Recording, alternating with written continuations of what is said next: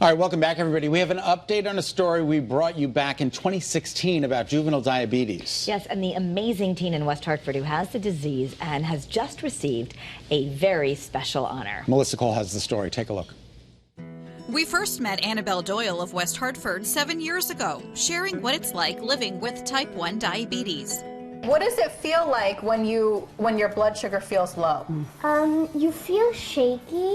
Like you can collapse if it's really low. Like sometimes your belly hurts, and sometimes when it feels really bad, you sometimes even cry.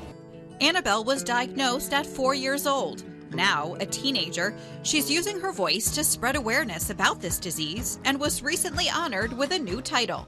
Hello, my name is Annabelle, and I was chosen to represent the state of Connecticut in the 2023 JDRF Children's Congress. It's definitely a very diligent process, and I'm really honored to have been accepted. Only 2 kids are accepted in the state of Connecticut, and it's from ages 4 to 18. Annabelle, along with the other members of the Juvenile Diabetes Research Foundation Children's Congress, plan to have a big voice in Washington.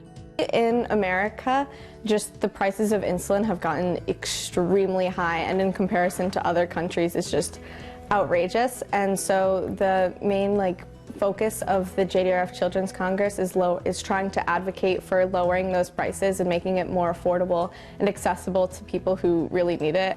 So you're actually going to get with all of the other representatives from each state, yeah, and go to Washington, D.C. And just be part of it all and advocate for this. It's going to be so cool, and hopefully we make a really big difference. She also hopes to raise awareness about this disease in general, as it hasn't been easy trying to be a regular kid with the added challenges of having diabetes.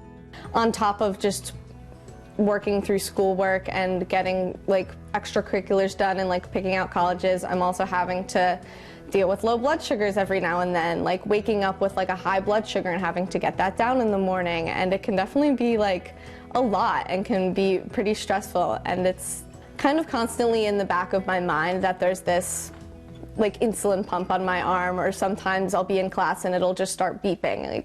Definitely a constant reminder that I'm having to deal with it. Despite this monitoring 24 hours a day, every day, Annabelle doesn't skip a beat. She loves to travel, surf, play sports, sing, and the list goes on. It's definitely not the most fun thing to have to deal with, but it definitely has shaped who I am as a person, and as annoying as it can be, I'm very grateful for it, and it's made me the hardworking student that I am, and I'm very excited to be a part of this group that's actually working to make a difference. And her ultimate goal? To say she had diabetes. I think it would be really cool to be able to tell people that at one point that I had this disease and I was able to work my way through it and to advocate for it. And right now that's definitely not the way it is, but if at one point I can say I had diabetes and I don't have diabetes, that would be a dream. Wow. Annabelle heads to the nation's capital in July, and here's a link to learn a little bit more about juvenile diabetes. You can also make a donation. You can visit cc.jdrf.org. Just incredible young lady there, and I'm so proud of her for the honor. So congratulations to her to get picked. Yeah.